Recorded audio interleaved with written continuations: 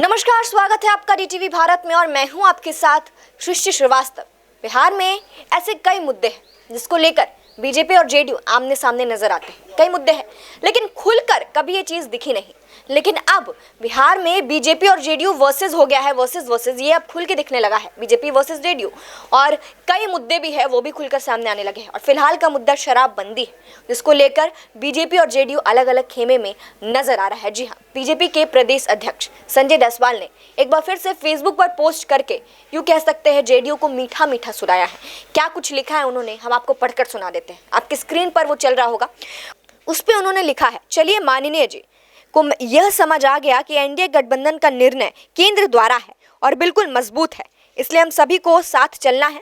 फिर बार बार महोदय मुझसे और केंद्रीय नेतृत्व को टैग कर ना जाने क्यों प्रश्न करते हैं।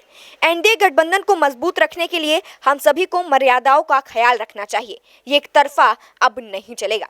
इस मर्यादा की पहली शर्त है कि देश के प्रधानमंत्री से ट्विटर ना खेले। प्रधानमंत्री जी प्रत्येक भाजपा कार्यकर्ताओं के गौरव भी है और अभिमान भी।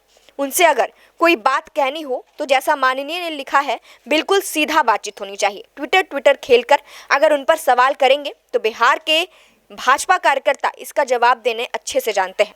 मुझे पूरा विश्वास है कि भविष्य में हम सब इसका ध्यान रखेंगे। आप सब बड़े नेता हैं, एक बिहार में एवं दूसरे केंद्र में मंत्री रह चुके हैं। फिर इस तरह की बात कहना कि राष्ट्रपति जी द्वारा दिए गए पुरस्कार को प्रधानमंत्री वापस ले, से ज्यादा बकवास हो नहीं सकता। दया प्रकाश सिन्हा के हम आपसे 100 गुने ज्यादा बड़े विरोधी हैं, क्योंकि आपके लिए यह मुद्दा बिहार में शैक्षिक सुधार जैसा मुद्दा है, जबकि जनसंघ और भाजपा का जन्म ही सांस्कृतिक राष्ट्रवाद पर हुआ है। हम अपनी संस्कृति और भारतीय राजाओं के स्वर्णिम इतिहास में कोई छेड़छाड़ बर्दाश्त नहीं कर सकते, पर हम यही चाहते हैं कि बख्तियार खिलजी से लेकर औरंगजेब तक के अत्याचारों की सही गाथा आने वाले पीढ़ियों को बताई जाए। ऐसा करके उन्होंने कई सारी बातें लिखी है क्योंकि देखिए, दया प्रकाश सिन्हा का जब मुद्दा उठा था, क्योंकि उन्होंने अपनी किताब में बीजेपी से आते हैं और उन्होंने बीजेपी के कल्चरल सेल के संयोजक उन्होंने खुद को बताया था और ये भी कहा था दया प्रकाश ने कि अपने किताब में उन्होंने लिखा था सम्राट अशोक की तुलना औरंगजेब से कर दी थी कि उसकी तरह क्रूर है।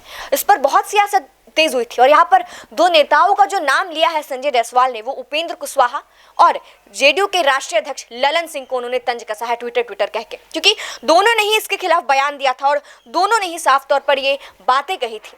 राष्ट्रपति से गुहार की जाए कि वो वापस ले लिया जाए, उनको जो दिया गया है पद्म भूषण वो ले लिया जाए, ये बात बोला गया था। जो पद्म भूषण है वो ले लिया जाए, ये मांग की थी ललन सिंह ने और उपेंद्र कुशवाहा ने। और इसी पर अब संजय जायसवाल जो है हमलावर है और इस तरीके की बातें कर रहे हैं। अब देखिए, बिहार में शराबबंदी है, इसके बावजूद जब नालंदा में जहरीली शराब से लोग मर जाते हैं तो सियासत तो तेज होगी ही।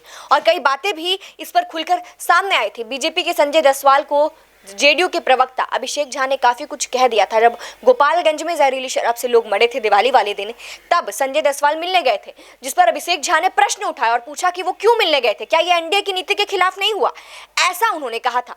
और अब इसी को लेकर धीरे धीरे सियासत तेज हो गई। संजय जायसवाल ने भी जवाब दिया, बीजेपी पर निशाना साधा और साथ साथ उन्होंने एक बड़ा आरोप लगा दिया बीजेपी पर कि वो प्रशासन जो है वो शराब तस्करों से मिली हुई है, कारोबारियों से मिली हुई है और इसलिए शराब की बिक्री होती है, ऐसा आरोप लगाया था बीजेपी ने जेडीयू पर।